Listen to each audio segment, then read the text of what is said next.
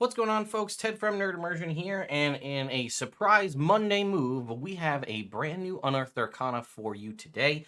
So I'm going to review it. I'm super excited. I did a cursory glance through new races, new feats, 2 new subclasses for the cleric, something we haven't seen in a while. So I'm super jazzed about it, as you can tell by the sound of my voice, although that may just be the caffeine.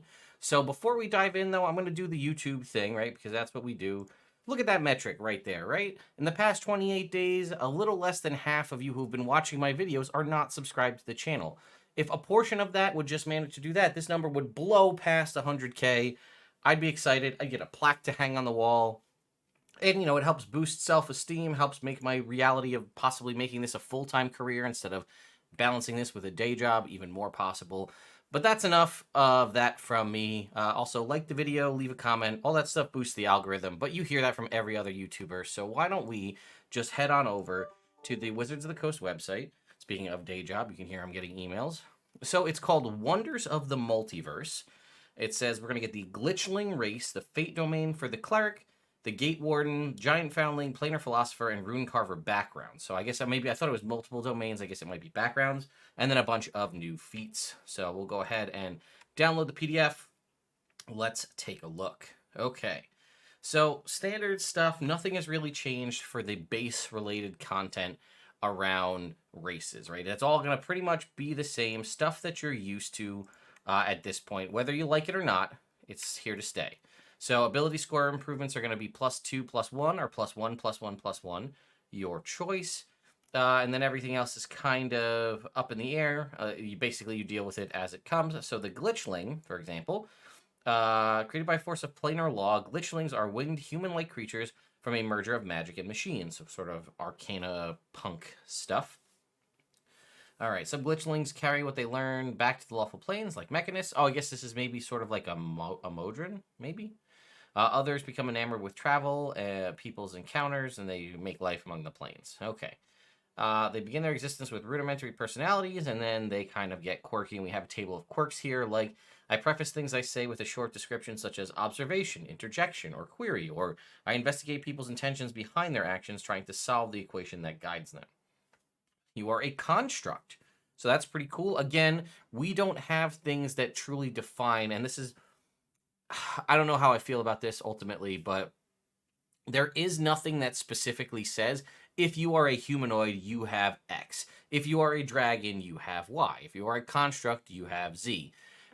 Everything is determined by that. There is not like a template that says if you are a construct, you get the following things applied to you. It's just not how it works.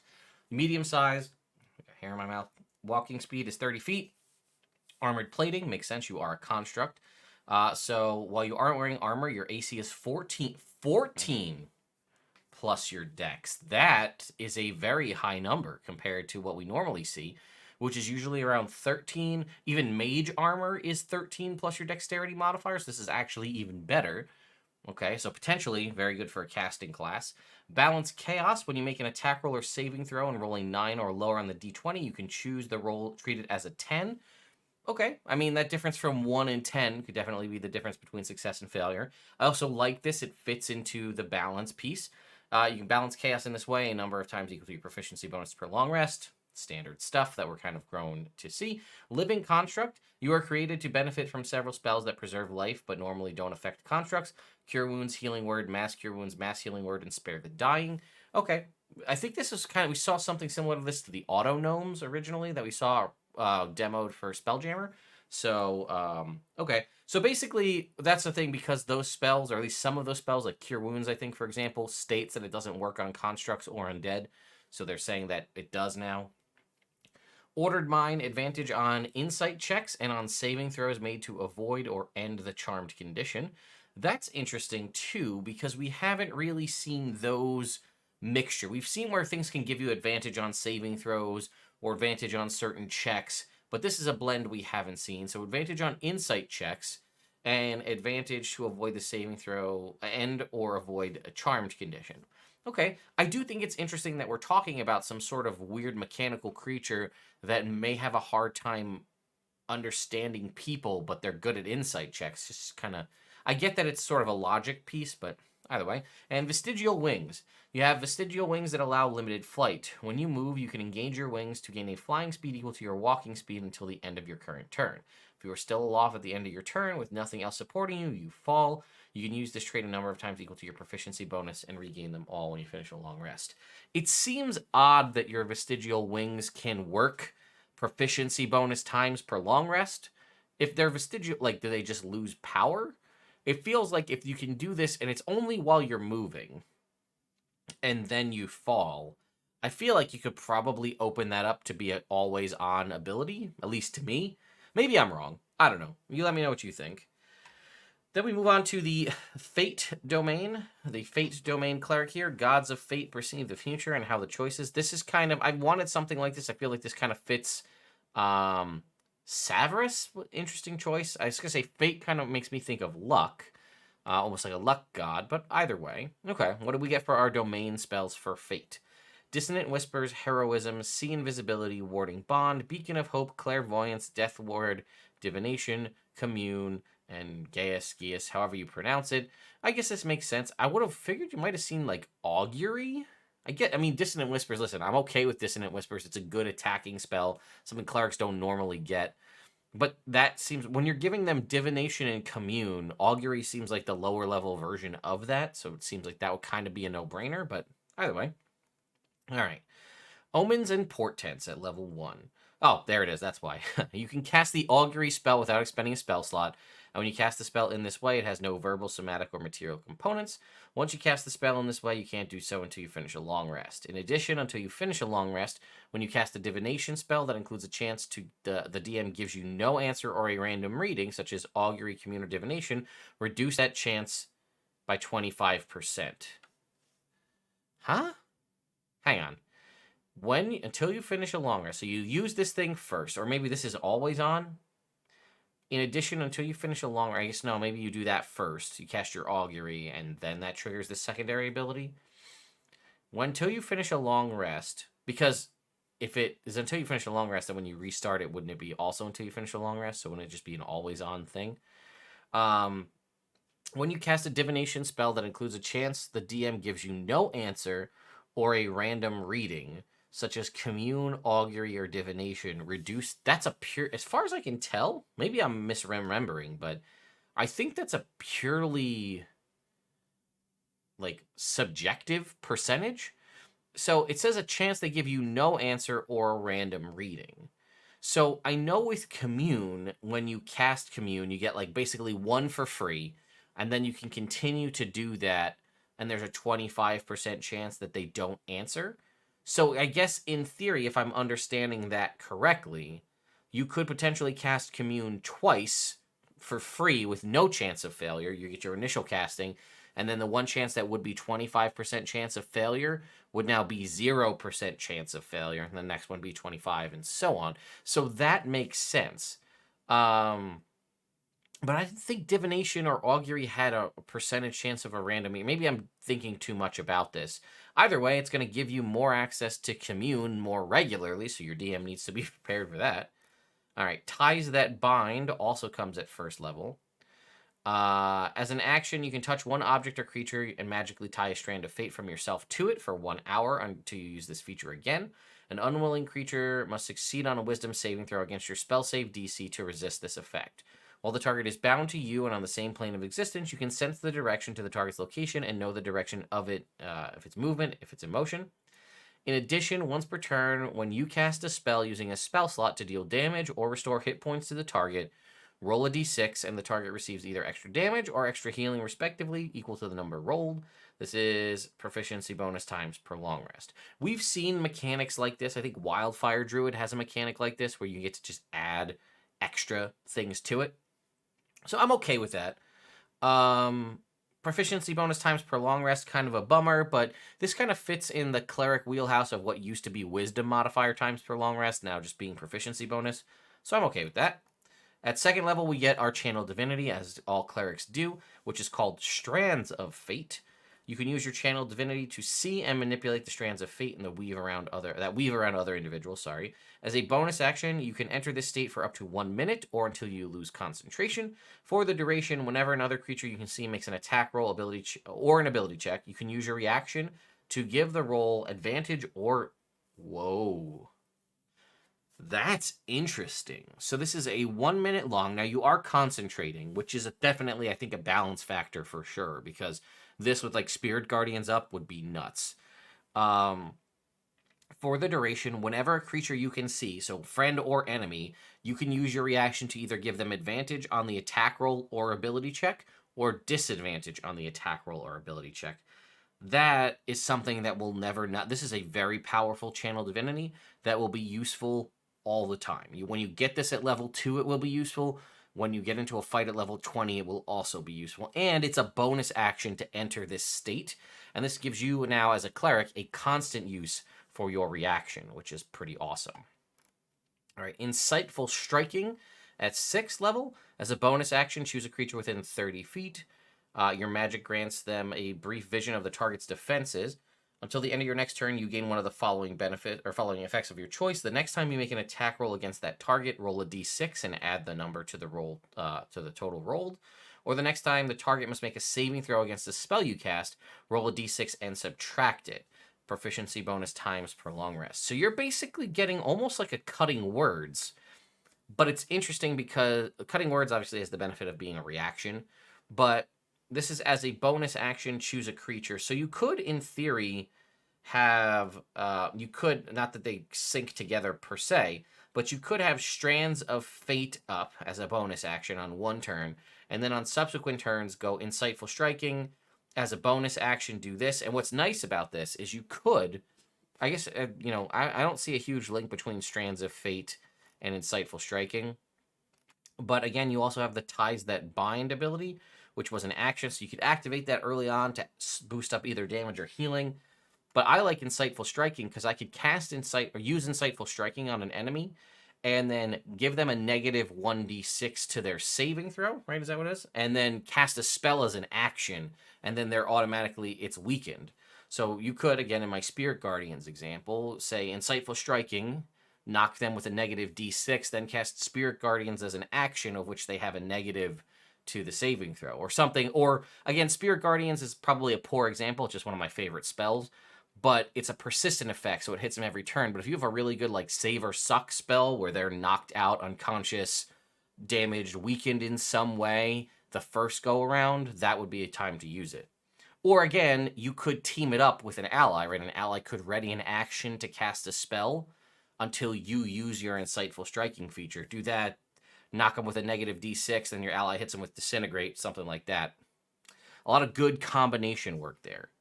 Potent Spellcasting, pretty standard stuff. Wisdom modifier to any cleric cantrip. And then Visions of the Future. You can cast the Foresight spell, which is a very powerful 9th level spell. Once, without expending a spell slot, when you cast the spell in this way, its duration is a minute for that casting. Once you cast the spell in this way, you can't do so again until you finish a long rest. I think Foresight typically is an 8-hour duration. So this is just a freebie. So it's basically giving you a free 9th level spell, although limited duration. But 1 minute is huge because that's going to get you through basically any fight. I think this is overall a well-designed class. I don't love Omens and Portents personally. Again, the freebie Augury is nice. And again, like I said, I think I harped too hard on Omens and Portents at the start, because I don't remember what things give a chance for a random reading. But either way, that's not my favorite ability. The spells, again, decent spells, right? Death Ward, Divination, and Commune as free auto-prepared, and See Invisibility. All really good spells to not have to worry about having and just having them. And then again, giving a cleric access to something like Dissonant Whispers, a spell they wouldn't normally have for damage, and psychic damage at that. Pretty solid. Again, maybe some of the spells I would change around, but they fit the theme very well. Ties That Bind, again, could be useful for any kind of stacking, healing, or damage. And then again, I think everything after that is just all gravy. I love all of it. Strands of Fate, Insightful Striking, Visions of the Future. Solid work. Good job, Wizards. All right, backgrounds. Now we have this little caveat here at the start that says bonus feats. Sorry, meetings for the work, day job. If the DM decides to allow any of the backgrounds in this section, all characters in the campaign gain access to a bonus feat. If you select one of these backgrounds, you gain the bonus feat specified in that background. If the background you chose doesn't provide a feat, you gain a bonus feat of your choice from the following list. A parentheses tells you where to find it. Okay, so this is 2024, right? Sorry, I'm going to turn that down. This is 2024 in a nutshell, right? We know this now. This is what it's likely going to end up being, is bonus feats for all of your characters. A lot of people are saying they wish ability score improvements and feats were separate so that you could still have feats and still level up your character. I'm going to lower that a little bit more. I think, personally, we're going to see this instead. So the feats kind of have more tie into your background and how things go, and then you sort of get them and they're sort of themed around your character to help make your character more immersed in the world, as it were. So if, again, reminder, it says that if you're going to use feats, you don't have to do this, but it tells you right here, they're going to gain access to a bonus feat. And then it says, again, you gain a bonus feat of your choice from the following list. Here are the parenthesis items here, right? Scion of elemental air, earth, fire, or water. Or that's in this document, or skilled or tough from the player's handbook. Again, skilled being, I think, either 3 tools or 3 skill proficiencies, and tough being basically double extra 2 HP per level. Both solid, skilled, and tough are great feats to have access to, but we'll take a look at these Scion ones in a sec. So, Gate Warden, right? You spend a special time basically influenced by a portal. Persuasion, survival, proficiency, 2 languages of your choice, handful of items. What's the feature? Planar infusion. Living somewhere steeped in the energy of the planes, you gain the Scion of the Outer Planes feat, presented later in this document. In addition, you know where to find free, modest lodging and food in a community you grew up in. And then we have the various 1 trait and a D6 traits and a D6 trinkets. So now it says basically what these the bonus feats, in case you missed that, and maybe I didn't illustrate it clearly. These will provide you a bonus feat. Gate Warden, as it says, provides you with Scion of the Outer Planes. Now you notice that Scion of the Outer Planes was not listed here in this list. And the reason why is if you were to say choose a background from something like the player's handbook, which doesn't have bonus feats baked in currently, again, I do think 2024 will change that. But if you were to use this, you would get to pick either skilled or tough from the PHB or one of these elemental air, earth, fire, or water, unless you chose a background that's in this document, which gives you a specific feat. So we'll come back, we'll do the feats at the end, so we can just keep going. Next up is Giant Foundling. Though you aren't a giant, you grew up among giants. Okay, so this is kind of the outsider raised among giants. Maybe you were an orphan taken in by a sympathetic family of stone giants. Perhaps you lived in a prehistoric pocket of the world, surrounded by giants of fearsome behemoths, hulking dinosaurs, so on. Proficiency in intimidation and survival, 2 languages of your choice, you get some equipment. There's an origin story here again, how you found yourself among the giants. And then your feature is you gain the Strike of the Giants feat. I'm very excited to see what that's about. Again, and then personality traits. Planar Philosopher. You subscribe to a distinct philosophy that seeks to understand the nature of the planes and hidden truths of the multiverse. Arcana and Persuasion, 2 languages, some equipment, and then Convictions. Once again, Scion of the Outer Planes, which we heard above, which we'll see later on. In addition, members of your organization provide you free, modest lodging and food at any of their holding or the homes of their faction members. So it seems like this is what we're doing in favor of background features. Now, if you recall, some background features, as though presented in the player's handbook, are situational at best. Some, like I continually use the Outlander, basically that you can just, if there's food available, you can find food for up to 6 people. That's a hugely beneficial thing if your DM focuses on that method, or like that side of resource handling. That's big. That's huge for you. It seems like instead they kind of, some of them get a feat, and then, like, for example, the Strike of the Giants feat, the Giant Foundling, that's all you get. Whereas, again, what we saw with the Gate Warden and the Philosopher, you get the Scion of the Outer Planes feat, and then, again, modest lodging kind of thing. So you get a little bit of the old school background feature along with the bonus feat from the new features here. And then we have Rune Carver as a background. Maybe it won't end up being a subclass, but a background instead. Again, you might say, well, that seems silly and unprecedented. Well, no, it's not. If you recall Strixhaven, all of the original Strixhaven subclasses were, again, it could be for multiple different base classes. Those ended up going away entirely in favor of backgrounds instead. So maybe the Rune Carver will not end up being a subclass, but this background instead. History and Perception, Giant and a language of your choice. We have rune styles here, how you carve your runes. And then you'll get the Rune Carver Apprentice feat, and then again some personality traits. And then we roll into the feats. We have a variety of feats. Holy cow, that's a list. All right, so we're probably going to bounce around a little bit.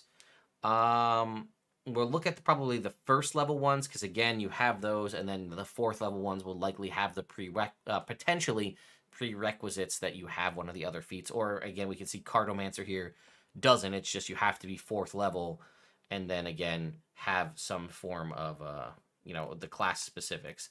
So Scion of the Outer Planes is one that kept getting brought up. So why don't we go take a look at that first? Scion of the Outer Planes. All right. Whether planar essence infuses you or extra planar ancestry, choose a type of plane listed in the planar infusion table below. Your choice gives you resistance to a damage type and an ability to cast a cantrip as specified in the table. You cast this cantrip without material components, and your spellcasting ability is either intelligence, wisdom, or charisma. So if you choose the astral plane, you get psychic resistance and message. Chaotic outer plane gives you necrotic and minor illusion. Evil outer plane gives you necrotic and chill touch. Good outer plane gives you radiant and sacred flame. A lawful outer plane gives you resistance to radiant damage and guidance. And the outlands give you resistance to psychic and mage hand. Those are all very good cantrips. I would say obviously things like obviously getting guidance is great, but it's paired with radiant damage resistance, which isn't too often you encounter that against you. But either way, these are all good. And again, not that it's necessarily a huge deal, but they're cast without material components. So if that's something that you worried about, that's something that will be not part of it. We have Strike of the Giants right here, so we'll look at that one as well. All right. Choose a type of giant. As a bonus action, you can call on the power of your giant magic to imbue your attacks with additional power. The next time you hit a target with a melee or thrown weapon attack within the next minute, the attack has an additional effect based on the origin of your giant magic. So if you're a hill giant, they take an extra d6 damage of the weapon's type. So if it's a bludgeoning weapon, they take bludgeoning damage. And if it's a creature, they must succeed on a strength saving throw or be knocked prone. Stone giant, the target takes d6 force damage. And if it's a target, they must succeed on a strength save or be pushed 10 feet away. Frost giant's cold damage, and they must make a con save or have their speed drop to 0. Fire giant is just a d8 fire damage, so it's just a bumped up die. I think that's clearly, it might seem in paper the best, but I actually think that is the weakest because these effects are pretty useful. Cloud giant is an extra d4 thunder damage. If it's a creature, it must make a wisdom saving throw or you become invisible to that specific creature until the start of your next turn. And storm giant is a d6 lightning damage. It must make a constitution saving throw or have disadvantage on attack rolls until the start of your next turn. The DC is based off of your strength and constitution. Oh, here it is. It's on the next page. I got really excited that this was going to be an unlimited ability, but you can see on the next page here, it is proficiency bonus times per long rest. That's a pretty powerful ability, especially to get from a background, but also just nice to have as a thing that there's no prerequisite to take it. Anybody can. So, pretty interesting. I like the opportunity to try out. You basically can get different damage type boosts and then potentially choose whatever fits you. Again, let's see, as a bonus action, the next time you hit I think you're locked in, right? The next time you hit a target with a melee or thrown weapon, the attack has additional damage based on depending on the origin of your giant magic. So yeah, the way I read it is you don't get to switch, it's you pick one and that's what you have. And then we'll look at the Scion of the Elements here because we got it, right? Scion of Elemental Air, minor illusion cantrip. And Wind's Glide, you gain a bonus action. You can use a bonus action to gain a flying speed equal to your walking speed until the end of your next turn. End of this current turn. If you are airborne at the end, you aren't held aloft, you fall. You can use this proficiency bonus times per long rest. That's meh. Okay, whatever. Elemental Earth is Druid Craft. You use a bonus action to conjure a Bulwark of Earth that provides you half cover to you or a creature of your choice within 30 feet. The bulwark remains until the start of your next turn. You can create this bulwark a number of times equal to your proficiency bonus times per long rest. I think that's pretty solid, actually. Half covers +2 AC. Elemental Fire is Dancing Lights. That's kind of a weaker one. It seems like they're going in favor of role play sort of cantrips, but this is a really big missed opportunity to use the elemental cantrips, right? We have things like Gust, Control Flames, Shape Water, and then what is it? Move Earth or whatever it is. Those are all elemental themed cantrips. It seems really goofy to not include those. The only reason I'm sure they're not doing that is because they're not in the player's handbook. They're contained in Tasha's Cauldron or, whatever other iteration of the books that have the elemental spells in them. Maybe it's not Tasha's Cauldron. It might be Xanathar's Guide. But either way, those are clearly what you should use instead of these spells because they're basically based on elements. That's what they were there for. All right, Elemental Fire's Dancing Lights. Then you learn the Produce Flame cantrip. You can cast Produce Flame as normal. You can also cast it as a bonus action. See, why does fire always get it so much better? So, okay, you got a limited fly speed. That's till the end of your current turn, and then you fall. You get a cool bonus to give people AC boost, and then this person gets Produce Flame, a very useful, always beneficial cantrip that you can then cast as an action and then also cast it as a bonus action, proficiency bonus times per long rest. So, okay, anyway. And then water gets Thaumaturgy, which, okay. And as a bonus action, you can create a forceful surge of water directed at a creature within 15 feet of you that you can see. You must make a strength saving throw based on the spellcasting ability modifier that you chose. On a failure, the target is pushed up to 10 feet away or pulled 10 feet towards you.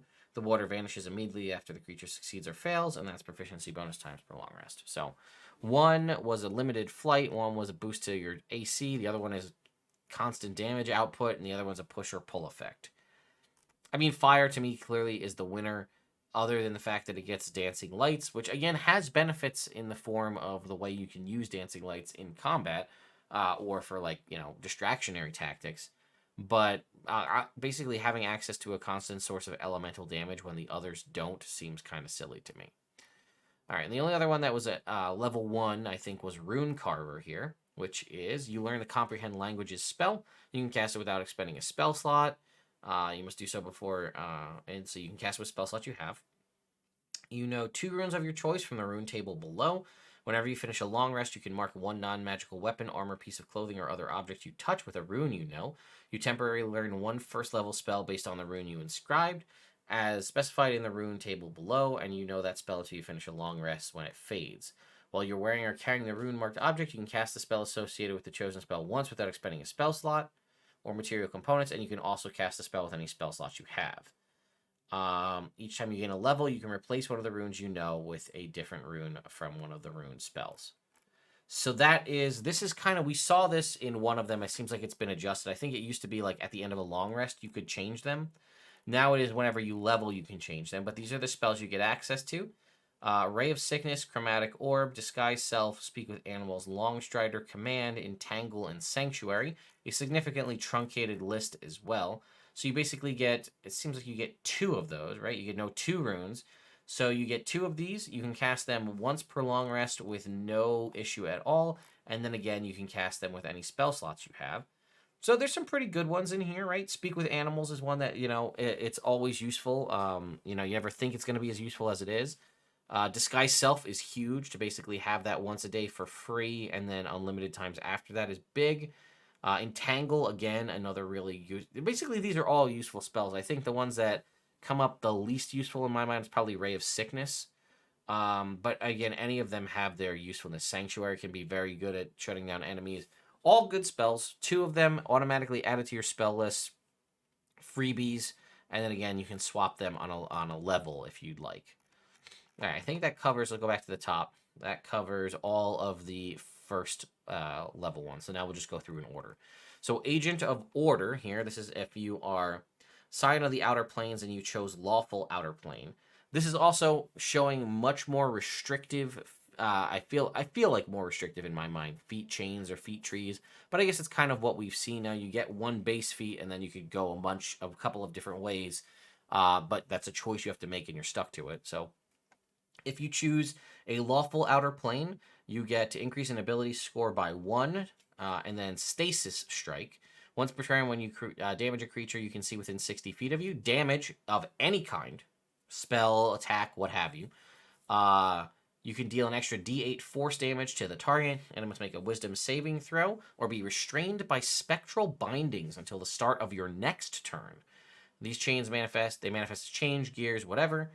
And that's restrained, by the way. So that's advantage on attack rolls against them, and they have disadvantage. That's proficiency bonus times per long rest. That's awesome. That fundamentally changes the way you play your character. It gives you an ability score bonus of +1, and it's going to be always useful. This is good. I like this. It might be a little on the overpowered side, I will admit, but I do like this, right? And I like that it's not limiting your damage. Whether you hit them with a spell, whether you hit them with a bow, a sword, punch, whatever, you damage them in some way, throw a rock at them, you can then increase the damage by a d8. Which, again, it seems like you could wait until you crit and then get that to be 2d8. And then, again, they have to a wisdom saving throw or be restrained, providing you, potentially in subsequent attacks, and your allies with advantage on attack rolls due to the restrain until the start of your next turn, and that's proficiency bonus times per long rest. Big fan. Okay, Baleful Scion. This is the same thing, except if you choose Evil Outer Plane. You still get the ability score improvement. I'm thinking that might be a theme we see continued throughout. And Life Draining Grasp. Once per turn, when you hit a creature with a melee weapon attack, we are limited to melee and weapon attack. You can also deal necrotic damage to it. That damage equals a d6 plus your proficiency bonus, and you regain a number of hit points equal to that damage. Proficiency bonus times per long rest. So this was a d8 with a restrain, but this is a d6 plus a static number of your proficiency bonus, which is 2 to 6, and you heal for that number of hit points. So potentially, if you were to put this on some sort of class that has multiple attacks, you could hit twice and then boost yourself up a decent amount, depending on how high you roll. Again, that also seems like a thing that will be benefited from a crit, as that is a die roll. So if you crit, it would be 2d6, and you would still get that much healing. Pretty awesome. All right, Cartomancer seems like a kind of out of the blue one. This is not tied to any of the other feats. It's just a thing you can get at 4th level if you are a sorcerer, warlock, or wizard. You can choose a deck of cards as your spellcasting focus. I like this. When you use the deck as a focus to cast a spell, that spell deals damage, roll a d4. You gain a bonus damage to the roll equal to the number rolled on the die. This bonus applies to one creature of your choice that you can see that was damaged by the spell. You can use this benefit a number of times, proficiency bonus per long rest. So I have my deck of cards, shuffle them up. I use that as my focus. I cast my card magic, and then it deals damage to them. I roll a d4. They just take extra damage. But unfortunately, if it's a fireball and I hit everybody, it only gets one of them, and it only is 1 to 4 damage as it's a roll of a d4. It also looks like it's the same damage type as whatever I rolled. I think this would have been a cool opportunity, and maybe it's a little too much bogging it down, but if you're rolling a d4, I thought in my head 4 suits. I thought we were going to maybe go down that route where we're going to see like the different suits of playing cards do different types of damage or different, like whether it's hearts does fire or whatever it is. Okay. That's enough. Card Tricks, you learn the Prestidigitation cantrip, and you can use it to create illusions that duplicate the effects of stage magic. Okay, this is very Jim Dark Magic-y. When you use Prestidigitation in this way, you can conceal the verbal and somatic components of the spell as mundane conversation and card handling. That is very cool. That is a very thematic thing, and that's what people are always. I don't know if you guys have encountered this, but my players try to do this to me constantly, where they're like, "Can I just say that in the process of, I talk with my hands? I mean, I do it too. You can see me doing it constantly." Can I have this count as the somatic component of the spell I'm casting on you right now?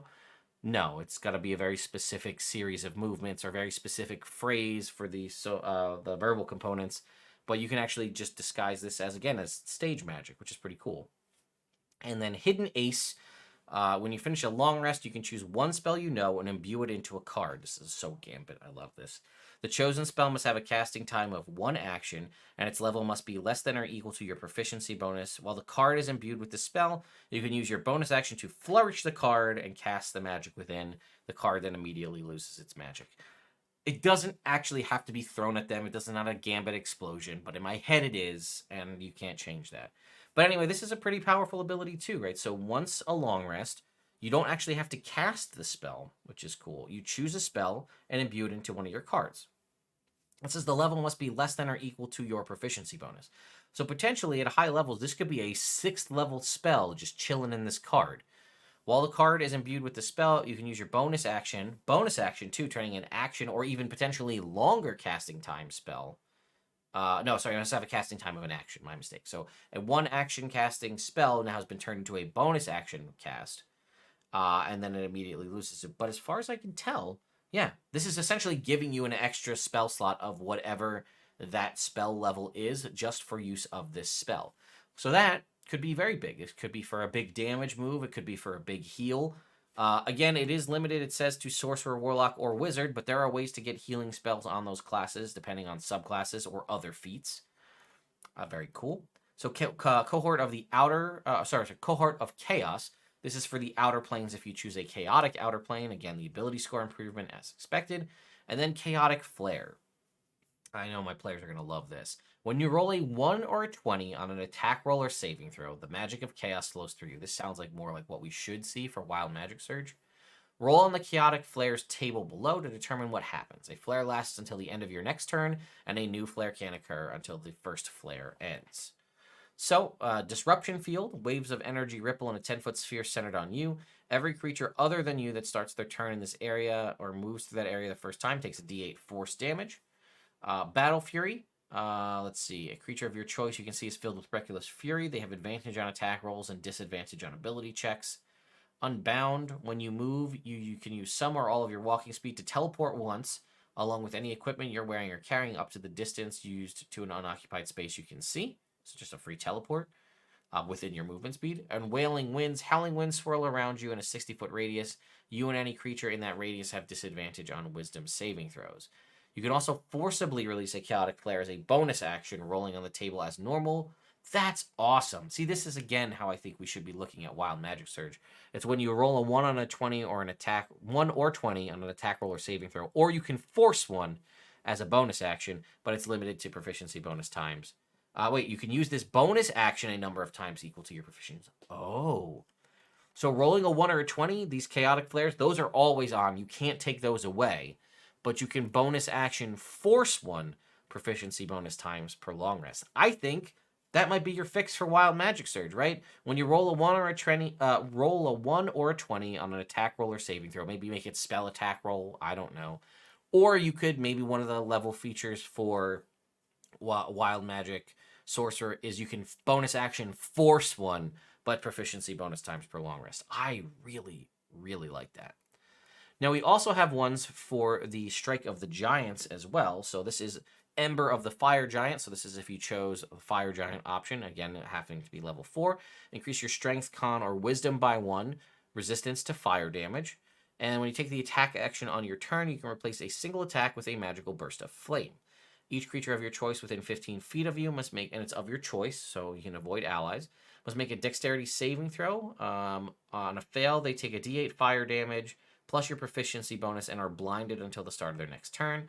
On a successful save, half damage and aren't blinded, proficiency bonus times per long rest. So that's pretty good. That's going to give you resistance, so that's maybe a benefit why you would take the fire damage version of Strike of the Giants, even though it just does damage with no benefits at that level. At level 4, you can use it to get resistance to fire damage and replacing an attack. So if you're a fighter with 3 attacks, you can replace one of them with kind of an AoE fire that only hurts enemies and can also blind.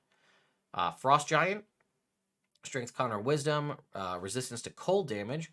Immediately after a creature you can see within 30 feet of you hits you with an attack and deals damage, you can use your reaction to retaliate to them. So this is a nice reactionary use that you may not normally have. They must make a con save or take a d8 plus your proficiency bonus in cold damage and have their speed halved. Proficiency bonus times per long rest. Okay, so first off, fire and ice, both very good. One is something that you can choose to do. One is giving you access to a reaction. Again, mind you could have an entire party that has access to these. If it's all elemental based, this could be very fun. Cloud Giant is Dex, Con, or Charisma as opposed to Strength, Con, or Wisdom like we saw in the other ones. This will give you no resistance, which is kind of a bummer, but what do they get? When a creature you can see hits you with an attack roll, you can use your reaction to give yourself resistance to that attack's damage. You then teleport to an unoccupied space you can see within 30 feet. And you can use this half your proficient. I don't like it when they change it and don't make it consistent. You can use this reaction a number of times equal to half your proficiency bonus rounded up and regain them all when you finish a long rest. So these guys are getting flat out resistance to damage. That's a constant thing that you always have on. And then an AoE attack that you can do when you choose proficiency bonus times per long rest, or a retaliatory damage that you can do as a reaction, proficiency bonus times per long rest. And you can make yourself resistant to half of the damage that you take from an instance of an attack-based damage, too, by the way. An attack roll, whereas Frigid Retaliation is an attack roll, so that functions that way, too. Okay, so it is limited to attack roll. And then it's half damage from that, and a teleportation, which you get half as many uses. Stone Giant is Strength, Con, or Wisdom. No resistance here either, but as a bonus action, you could touch a rock that fits into the palm of your hand. While holding it, you can wield it as a magical ranged weapon. It has the thrown property with a normal range of 60 feet and a long range of 180. It deals a d10 bludgeoning damage if it hits a creature, and they must make a strength saving throw or be knocked prone. The magic remains in the rock until you hit with it or finish a long rest. You can create a number of rocks equal to your proficiency bonus and can get them all back on a long rest. And you get dark vision. So I'm going to say that this one, I'm saying that Cloud Giant kind of sucks because it only gets the ability score that they all get, and it gets its sort of limited use ability, which is more limited than any of the other ones we've seen so far. But Fire and Ice got resistance to either fire or ice damage, and Stone Giant gets dark vision, so it has like an always on ability.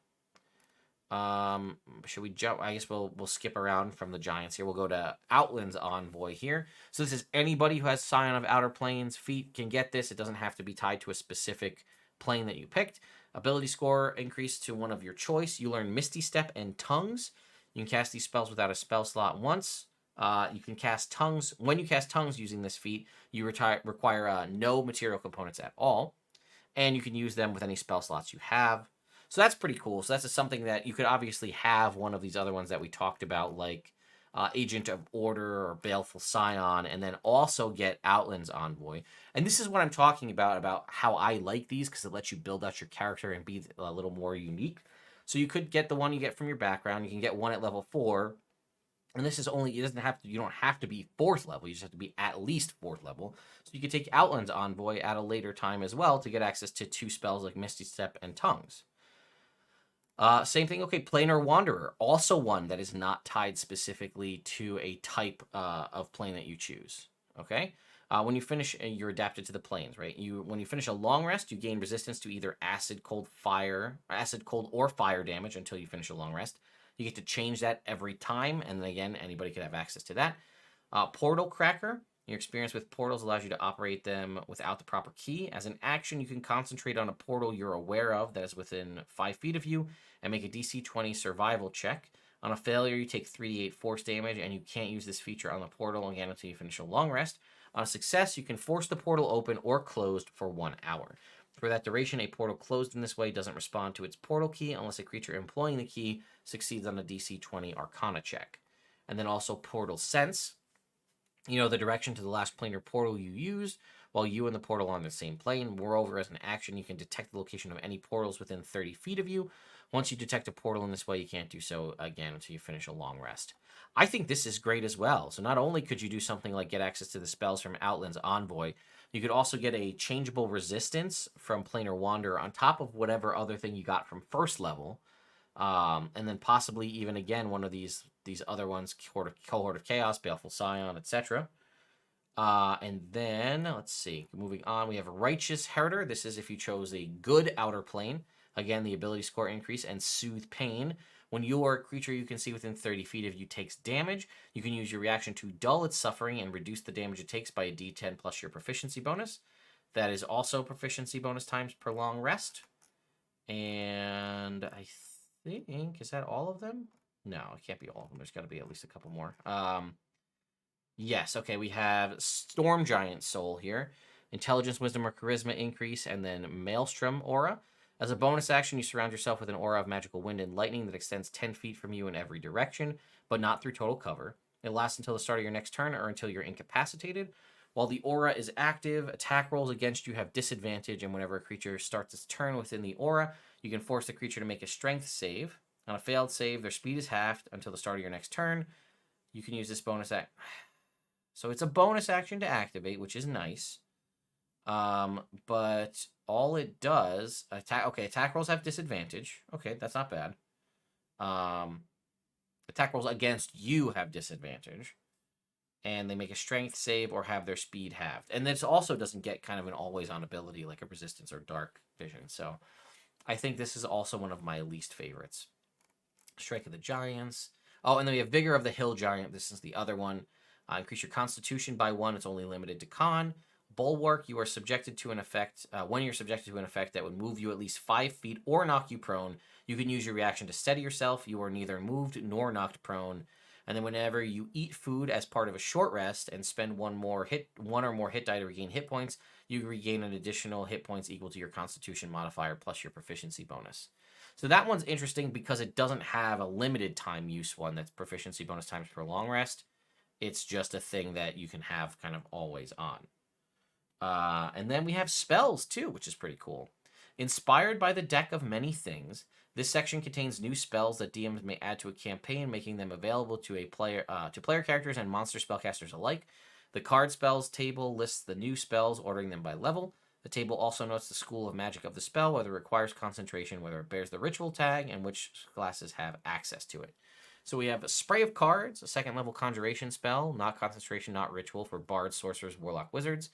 Antagonize, same thing, same group, just enchantment. House of Cards is conjuration is concentration and is for artificer, bard, sorcerer, wizard. Summon Warrior Spirit, conjuration, concentration, sorcerer, warlock, wizard. And Spirit of Death, the same thing, necromancy, sorcerer, warlock, wizard. Well, so let's start with the second level one here. Spray of Cards. It's a 15-foot cone as an action. You spray spectral cards from your hands or sleeve and the cards blind or slash your enemies and then vanish. Choose one of the following effects. Each creature in a 15-foot cone must succeed on a wisdom saving throw or be blinded until the end of your next turn. Or cutting cards. Each creature in a 15-foot cone must make a dex save or take 2d10 force damage on a failed or half on a success.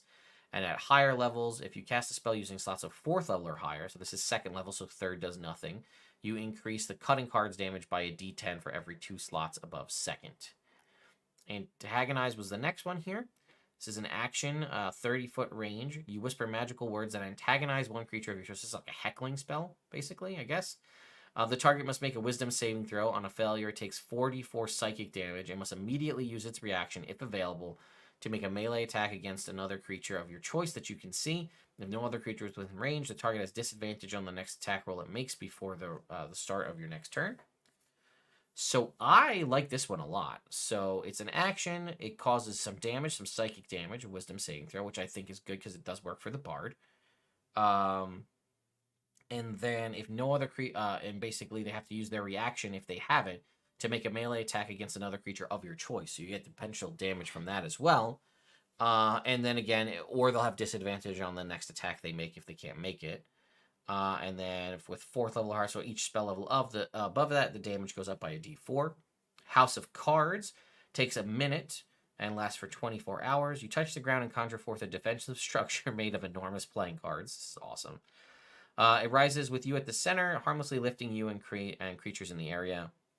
The House of Cards is a square base that is 30 feet on each side, has 3 floors with 10-foot high ceilings. The second floor is 20 feet on each side, and the top floor is 10 feet on each side, both centered above the bottom floor. Ramps connect the interior of each floor, and empty door frames connect the interior and exterior of each level. Creatures inside or on top of the structure have half cover. Each card that comprises the house is 5 feet wide and 10 feet tall and is very fragile. A card has AC 10 and 1 hit point. The cards are immune to poison and psychic damage. Reducing a card to 0 hit points destroys it. Every time a card is destroyed, roll a d6. If you roll a 1 or a 5, the house collapses, ending the spell. The house and all its cards vanish when the spell ends. That's just a silly spell, and I love it. All right, so then we have Summon Warrior Spirit. We'll jump down to that one. An action, this is another one of sort of the spirit summoning spells. An action with a 90-foot range needs a gilded playing card depicting a knight worth 300 GP. Concentration for an hour. You conjure forth a warrior spirit from the deck of many things. The corporeal form uses the warrior stat block that's listed below. When you cast a spell, choose a type, barbarian, fighter, or monk. The warrior resembles a humanoid armed appropriately. to the chosen class, which determines certain traits in the stat block. It's an ally to you and your companions. In combat, it shares your initiative count but takes its turn immediately after yours. It obeys your verbal commands. If you don't issue one, it takes the dodge action, and if you cast it with 4th level or higher, certain things will increase. So its AC is 13 plus the level of the spell, which is a base 3rd, except +2 if it's a fighter. It has 30 hit points if it's a barbarian or fighter, or 20 if it's a monk. It has 40-foot movement speed if it's a monk. It's resistant to poison, immune to charmed in the poison condition. And then it has multi-attack. The warrior makes a number of attacks equal to half this spell's level, rounded down. If it's a barbarian, it makes reckless strike. It makes these attacks with advantage. They do a d12 plus 3 plus the spell's level and slashing damage, and attacks made against this warrior until the start of its next turn are made with advantage, using basically reckless attack. If it's a fighter, it uses rallying strike. It can be either melee or range. A d6 plus 3 plus the spell's level and piercing damage, and the warrior can choose another creature it can see within 20 feet. That creature gains a d6 temporary hit points. Or unarmed strike if you choose the monk. Let's see. The spell does a d4 plus 3 plus the spell's level in bludgeoning damage, and the target must succeed on a strength saving throw or against your spell save DC or be knocked prone. And if it's the monk, it can make one more unarmed strike as a bonus action. And then we have Reaper Spirit here from the Spirit of Death, which is similar in a lot of ways. Manifested in unoccupied space within 10 feet of the target, and the target becomes haunted by the spirit. The spirit disappears when a haunted creature or reduces it to 0 hit points. Pretty standard stuff. So let's take a look at its stat block. Okay, AC is 11 plus the spell's level. It has 40 plus 10 for each level of the spell above 3rd for hit points. It can fly. Immune to necrotic and poison damage. Immune to charmed, frightened, paralyzed, poison condition. It can move, incorporeal movement. It can move through objects. Haunting Tracker. You and the Reaper can sense the direction and distance to the haunted creature if it's on the same plane of existence. And it makes a number of attacks equal to the spell's level rounded down. It has Reaping Scythe, which is made with advantage. Does a d10 plus 3 plus the spell's level and necrotic damage. And Paralyzing Fear once a day. The Reaper attempts to instill fear into one creature within 60 feet. They must succeed on a wisdom saving throw against your spell save DC or be frightened of the Reaper for 1 minute.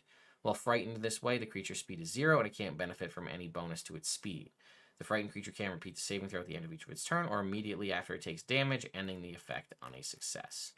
And that is the entirety of the Wonders of the Multiverse Unearthed Arcana. I love this Unearthed Arcana. I think the Fate Domain, as I said early on, the Glitchling is probably one of the weaker showings, I'd say, of the races. It's interesting, but I think I almost forgot about it. Just talking through everything else, because it was the first thing, sure, but the other ones kind of stuck with me. I think the Fate Domain is very well designed. I think I have a couple issues with some of the things not being as fun. I think the backgrounds are great, mostly because the backgrounds give you access to the feats. The background themselves, it's kind of, backgrounds are sort of a flavor choice for what you like the most. But the feats, I think, were fantastic. I really like I think the Scions, I should rephrase that. I think the elemental Scions need some work, because Fire clearly seems to be the winner out of all of them. And again, if you could use access to the elemental control sort of cantrips, that makes a better move to have those be what you use. Runecarver Apprentice, a little bit of a downgrade from what we saw in the past, but I think it makes more sense. It's a little more balanced now. Scion of the Outer Planes, very interesting in what you get access to, giving you, again, we're starting to see spells that are giving you, or feats rather, that are giving you resistance, to damage types. So Scion of the Outer Planes not only gives you a cantrip and resistance to damage type, you have access to the couple of other feats as well. Outland's Envoy, giving you 2 spells for free, useful spells in Misty Step and Tongues, or Planar Wanderer, potentially giving you a changeable resistance, as well as portal magic, if that's something that's going to be useful in your game. Strike of the Giants is just a way to boost up damage, which is great. I think it definitely fits, obviously, on a barbarian, but on anybody who does sort of melee or attack-based damage, because it gives you an opportunity to increase damage in a way you might not normally be able to do. Again, barbarians and monks, I'm looking at you as people who have several attacks, or a cool mechanic like more attacks for a monk, or fishing for crits with a barbarian, but you don't have a way to increase your damage overall, like, say, a rogue with sneak attack or a paladin with smite. This kind of helps alleviate that a little bit. And then again, you have all of the other, the subsequent barbarian feat, or barbarian, the subsequent giant feats rather, that allow you to do other cool things with your giant features, as well as the other external outer plane based ones. Which again, like I said, I think Agent of Order, the option to just basically lock somebody in place while doing extra damage is awesome. I like the Cardomancer, just the fun doing card trick magic. I think that that's awesome. And then again, all of the spells based around the deck of many things. I wonder if this is sort of either going to be a part of Spelljammer, because this is Wonders of the Multiverse, right? So this could be Spelljammer, but this also could be possibly alluding to maybe we are going to get Planescape, right? Maybe that's multiverse stuff later on. Maybe they're just big fans of Doctor Strange in the Multiverse of Madness, and they said, well, what the hell? Let's throw it in the game and see what people think. But then all of the cards are based around cards or the like playing cards or the deck of many things. Could we see some sort of deck of many things based campaign or adventure in the future? You know I'm in. I love the deck of many things. I think it's great. I think I love tempting my players with the high risk, high reward concept of that. I think it'd be really fun. You know, everybody has their thoughts about the deck of many things. People shy away from it. I'd love to see Wizards really lean into it and say, you know what? No, here's an adventure based around nothing but the deck of many things. I'd be all for that. Let me know your thoughts and opinions in the comments down below, and I will see you all next time.